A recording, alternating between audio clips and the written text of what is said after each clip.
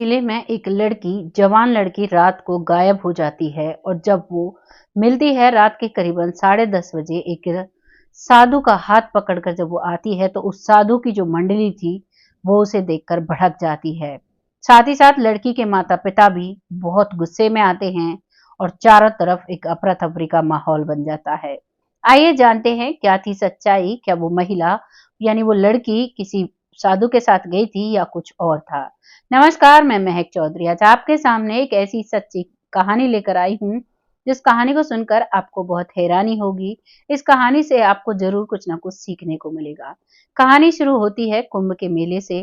कुंभ के मेले में एक लड़की जो कि माला बेच रही है और जब वो माला बेचती है तो वहीं पर एक साधु उसे देख रहा था। दरअसल ये साधु ऐसा था कि अभी इसने प्रॉपर दीक्षा नहीं ली थी, बस ये साधुओं के साथ रहता था और ये कहता था कि मैं अपने आप को बहुत अच्छा साधु बनाना चाहता हूँ अपने कुछ पर्सनल रीजन की वजह से।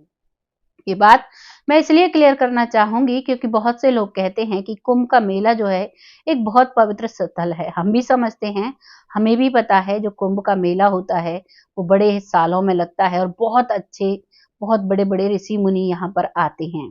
लेकिन कुछ ऐसी घटनाएं भी हो जाया करती हैं जिन चीजों पर हमने थोड़ा सा नजर डाली है। यहाँ एक साधु की टोली में रहने वाला एक नौजवान लड़का होता है जो साधु बनने की राह पर अभी शुरू ही हुआ है। अब ये लड़का इस लड़की को देखता है। इस लड़की का जो माला बेचती है इसका नाम होता है कोमल और जो लड़का है उसका नाम है अभय। जो माला बेचने वाली लड़की है, सर्दी का मौसम है, वो कई बार चाय पीती है। चाय वाले से चाय लेती है और फिर उसे पी लेती है। उसके बाद दोबारा से चाय लेती है, फिर उसे पी लेती है, फिर दोबारा से चाय लेती है, फिर उसे पी लेती है। जो अभय था, जो साधु के भेष में था, वो उसे देख रहा था। देखकर बार बार कभी मुस्कुरा दिया करता, कभी नजरें नीचे कर लिया करता, कभी कुछ सोच में दिखाई देता, ऐसा वो लग रहा था। फिर कोमल उसे देखती है तो कोमल को शर्म सी आती है कि ये साधु क्या कहेंगे, मैं कब से चाय पीती जा रही हूँ। अब कोमल वहां से चली जाती है। उसके बाद जो साधु है अब है वो भी चाय लेता है और अपने गुरुजियों को चाय पिलाता है ले जाकर उनके ही तंबू में। और उसके बाद अब वो घूमने के लिए निकलता है जहां पर वो स्नान करते हैं और उसके बाद कुछ खरीदना हो, माला हो या कुछ भी हो, तो वो जो लड़की माला बेच रही थी वही लड़की उसे दिखाई देती है। अब जब वो उस लड़की को देखता है तो उसे वो ऐसा लगता था कि इस लड़की से नजरें ना हटाऊं। यानी जो अभय है वो अब उस लड़की कोमल माला बेचने वाली लड़की से प्यार करने लगा है और अपने आप को समझ नहीं पा रहा है कि मैं साधु बनूं या फिर मैं इस काम को करूं। अब वो उस लड़की से बात करना चाहता है, वो उसके पास जाता है और उसकी मालाओं को देखता है और कहता है ये कितने की है, तो वो बताती है उसका रेट, उसे साइड में रख लेता है। ऐसे ही कर करके उसने करीबन 20 से 30 मालाएं रख ली थी। तब तक कई कस्टमर आए और कई लेकर चले गए, कुछ ऐसे ही चले गए, लेकिन अभय वहीं पर टिका रहता है और मालाओं को देखता रहता है। तभी कोमल कहती है कि आपको माला लेनी भी है या फिर आप मेरा टाइम वैसे ही बर्बाद कर रहे हो। अभी काम का टाइम है तो मैं माला बेच दूंगी तो हमारे घर का कुछ आमदनी बढ़ेगी, इसीलिए मैं इनको बेचने के लिए आती हूँ। अब अभय कहता है कि ये माला सारी कितने रुपए की है तुम्हारी। तभी वो हिसाब लगाकर बताती है कि सारी माला करीबन 12,000 रुपए की है। अब वो 12,000 रुपए के लिए कहता है कि ठीक है, ये सारी मालाएं मेरी हैं और मैं अब इनको लेकर जा रहा हूँ और चलो तुम्हें अपने गुरुजी के पास से पैसे दिलवा देता हूँ। इस बात को सुनकर कोमल सोचती है कि हो सकता है ये ज्यादा लोग हों, उन सभी के लिए इसने मालाएं ली हों। चलो अच्छा रहा, आज का तो सारा काम बन गया। तभी रास्ते में अभय कहता है कि पर तुम्हारे साथ एक शर्त है, तुम ये मालाएं सारा दिन घूमकर बेचती, लेकिन आज तुम्हें मेरे साथ रहना होगा सारे दिन। इस बात पर कोमल को थोड़ा अटपटा लगता है, लेकिन उसकी सारी मालाएं बिक रही थी तो वो हाँ भर लेती है और वो अपने टेंट में जाता है। वहां जाकर अब वो अपनी मालाएं सारी अपने टेंट में रख देता है और वहां जाकर वो अपने साधु के भगवा कलर के कपड़े उतार कर एक सिंपल आदमी जैसे कपड़े पहन लेता है। जब वो तंबू के अंदर से आता है तो जो कोमल है वो उसे देखकर हैरान थी। वो बहुत स्मार्ट था देखने में और उसे देखकर अब वो बहुत हैरान हो जाती है कि इसने कपड़े कैसे बदले, क्या ये साधु नहीं है या फिर ये आम इंसान है, आखिर माजरा क्या है। इसी असमंजस में कोमल उसके साथ जाने लगती है और वो कोमल के साथ सारा मेला घूमता है, सभी जगह घूमता है, जगह-जगह उसके लिए खाना बनवाता है, खाना भी दिलवाता है, उसे खाना खिलाता है, खुद भी खाता है उसके साथ, क्योंकि वहाँ पर जगह-जगह होटल्स, ढाबे खुले हुए हैं। तो वहाँ पर शाम हो जाती है। अब कोमल कहती है कि मेरा अब तक माला मेरी बिछ जाती जो बिछनी थी, अब मुझे घर जाना होगा। और वो लड़का भी अपने टेंट में चला जाता है और जाकर अपने सिंपल जो भगवा कपड़े थे उन्हें पहन लेता है। कोमल अपने घर चली जाती है पैसे लेकर। और अब रात हो जाती है। रात को जो साधु था यानी अभय था, उसे नींद नहीं आती है। उसकी आंखों के सामने उसी लड़की का चेहरा आता रहता है। इसी कसमकस में 9-10 बज जाते हैं, लेकिन उसे नींद नहीं आती है। तभी जैसे ही वो आंख खोलता है और टेंट के बाहर देखता है, तो वो देखता है कि कोमल वहां पर खड़ी हुई है। काफी समय से उसकी आंखों के आगे कोमल घूम रही थी। अब भी उसे ऐसा लगता है कि हो सकता है सपना हो, लेकिन कोमल उसका हाथ पकड़ती है और उसे लेकर भागने लगती है। कोमल भी भागती है और वो साधु भी भागते हैं। और वो कहते हैं कि क्या हुआ, मुझे बताओ तो सही। तभी कोमल कहती है, अभी कुछ मत बोलो, चलो मेरे साथ। और कुंभ के मेले से लगभग उसे बाहर लेकर वो आ जाती है। आने के बाद कहती है कि तुमने ऐसा क्या जादू किया है जो मुझे हर जगह तुम ही दिख रहे हो। मुझे कहीं भी नींद नहीं आती और ऐसा क्या हुआ है।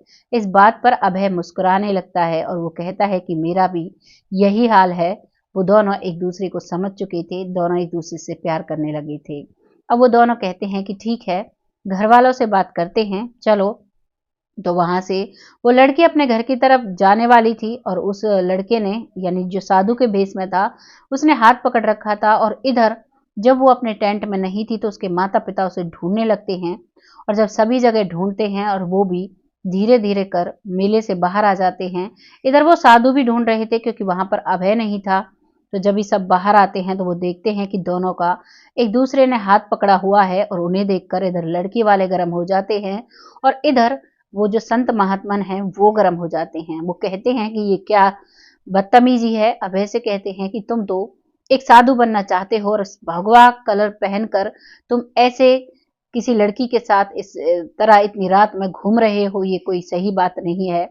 ये हमारा जो कर्तव्य है उस चीज पर बहुत ज्यादा निशान चिन्ह खड़ा करेगी। ये तुम क्या कर रहे हो। बहुत सारी चीजें अभय को बोली जाती हैं, लेकिन अभय अब मायूस हो जाता है। लड़की वाले लड़की को लेकर चले जाते हैं।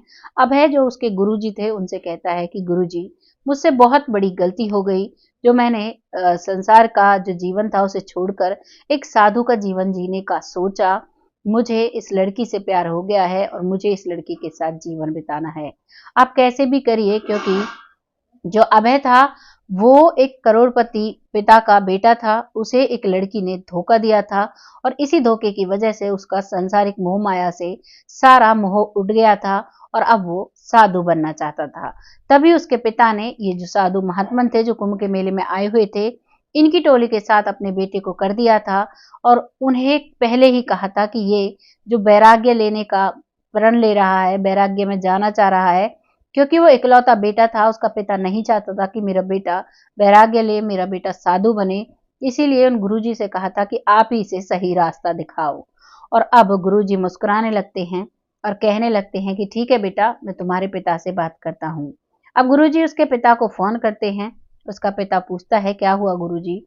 तो गुरुजी बताते हैं कि इसको एक लड़की से प्यार हो गया है, वो लड़की माला बेचने वाली है। तभी इसका पिता गर्म हो जाता है, कहता है गुरुजी, माला बेचने वाली कहाँ और हम कहाँ। तभी गुरुजी कहते हैं कि बेटा, संसार में तुम सभी भी पता है, सभी को पता है और हमें भी पता है, कुछ भी इंसानियत से बड़ा नहीं होता। और कौन माला बेचने वाली और कौन करोड़पति। अगर बेटा तुम्हारा इससे प्यार करता है तो ऐसा ना हो फिर से उसका सांसारिक मोह माया से मोह उठ जाए। तो जैसा वो कहता है वैसा ही करो। अब वो करोड़पति व्यक्ति कहता है कि ठीक है, आप कहते हो तो मैं आता हूँ। और वो वहां पर आता है। आने के बाद लड़की के माता पिता से मिलता है।